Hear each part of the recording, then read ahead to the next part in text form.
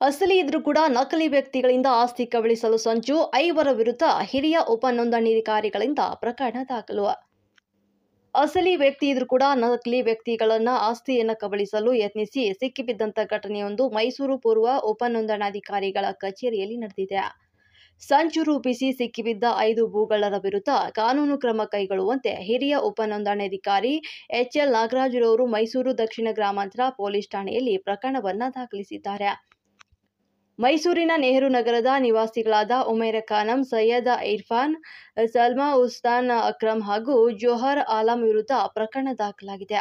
ಗಾಯತ್ರಿಪುರಂನ ನಿವಾಸ ಉಮೇರ ಖಾನಂ ಎಂಬುವರ ಹೆಸರಿನಲ್ಲಿದ್ದ ಆಸ್ತಿ ಲಪಟಾಯಿಸಲು ಸಂಚು ರೂಪಿಸಿ ಸಿಕ್ಕಿಬಿದ್ದಿದ್ದಾರೆ.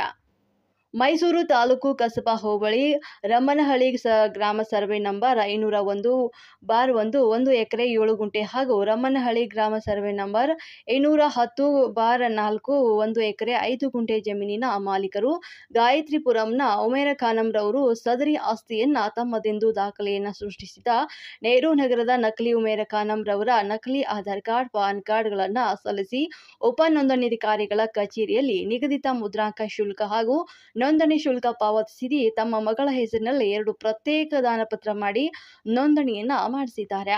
ಈ ಬಗ್ಗೆ ದೂರು ಬಂದ ಆಧಾರದ ಮೇಲೆ ಹಿರಿಯ ಉಪ ನೋಂದಣಾಧಿಕಾರಿಗಳಾದ ನಾಗರಾಜ್ರವರು ದಾಖಲೆಗಳನ್ನು ಪರಿಶೀಲಿಸಿದ್ದು ನಕಲಿ ಅಂತ ಖಚಿತವಾದ ಮೇಲೆ ಖುದ್ದಾಗಿ ಅವರೇ ಮೈಸೂರು ದಕ್ಷಿಣ ಗ್ರಾಮಾಂತರ ಪೊಲೀಸ್ ಠಾಣೆಯಲ್ಲಿ ನಕಲಿ ವ್ಯಕ್ತಿ ಹಾಗೂ ಇದಕ್ಕೆ ಸಹಕರಿಸಿದವರು ಸೇರಿದಂತೆ 5 ಮಂದಿ ವಿರುದ್ಧ ಪ್ರಕರಣವನ್ನ ದಾಖಲಿಸಿದ್ದಾರೆ.